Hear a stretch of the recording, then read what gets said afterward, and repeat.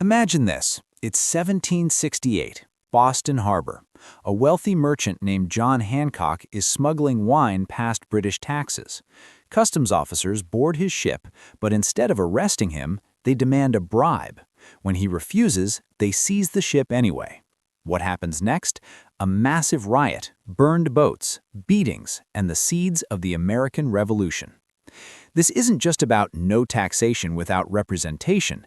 It's about rampant corruption, bribery, racketeering, and crooked officials who turned colonial ports into a criminal enterprise. These customs officers, supposed to enforce the law, were the biggest crooks of all. Their greed lit the fuse for independence. If you love hidden history, corruption scandals, or the real reasons behind the revolution, hit that like button now. Let's dive in. In the mid-18th century, Britain is broke after the 7 Years' War. That's the French and Indian War to Americans. Debt is massive. The Crown looks to the colonies for revenue. They pass the Sugar Act, 1764, Stamp Act, 1765, and Townshend Acts, 1767, new taxes on sugar, molasses, tea, paper, glass.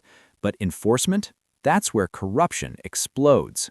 No modern police existed. Law enforcement was local constables, sheriffs, and especially customs officers, collectors and comptrollers in ports. These guys were supposed to collect duties and stop smuggling. But smuggling was huge. Up to 75% of tea in colonies was illegal, worth hundreds of thousands of pounds. Why? British duties were sky high. Merchants preferred cheap Dutch or French goods. Customs officers knew this, and many took bribes to look the other way. It was so common that paying off officials became business as usual. Governors sold flags of truce during wars, fake prisoner exchanges that were really smuggling passes. Pennsylvania's governor, William Denny, made a fortune selling them openly. Britain tries to fix it, creates the American Board of Customs Commissioners in 1767, 5 officials sent to Boston to crack down. But these new guys, even worse, they engaged in customs racketeering, arbitrarily seizing ships, auctioning them off, and pocketing money. They got a cut of seizures, up to 1/3. This turned ports into a racket. Colonists saw not just taxes, but a corrupt system protecting crooks. Smuggling wasn't petty crime, it was economic survival. Merchants like John Hancock, one of Boston's richest, openly smuggled wine, tea, sugar. Insurance companies even offered policies against seizure. Customs officers earned low salaries from the Crown, so bribes filled pockets.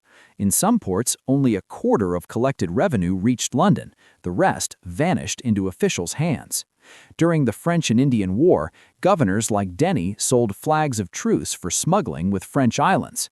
Denny got rich. The Assembly paid him bribes to sign bills. Benjamin Franklin later cited him as reason against strong executive veto in the Constitution. Colonists hated this. British law protected corrupt officials, while local juries refused to convict smugglers. Vice Admiralty courts, no jury, were created to bypass them, but even there, corruption ruled. The flashpoint, June 1768, Boston. John Hancock's sloop Liberty arrives with Madeira wine. Customs officers Thomas Kirk and Benjamin Hallowell board. Crew allegedly offers a bribe to ignore cargo. Officers refuse. Hancock's men lock one in the hold. Officers report smuggling. On June 10th, they seize Liberty, tow it to HMS Romney. Word spreads. Sons of Liberty rally crowd. Thousands attack officials, beat them, smash windows, burn their boats on the common. Officials flee to Castle William for safety. This Liberty riot terrifies commissioners. They request troops, leading to British occupation of Boston and Boston Massacre 1770. Hancock arrested for smuggling, but defended by John Adams.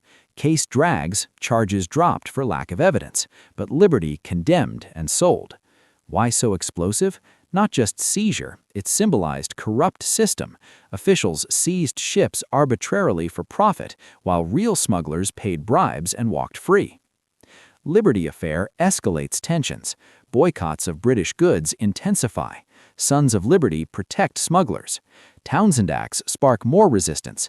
Customs board seen as a tool of tyranny. Boston Massacre, March 1770, troops fire on a crowd protesting occupation caused by customs corruption fears.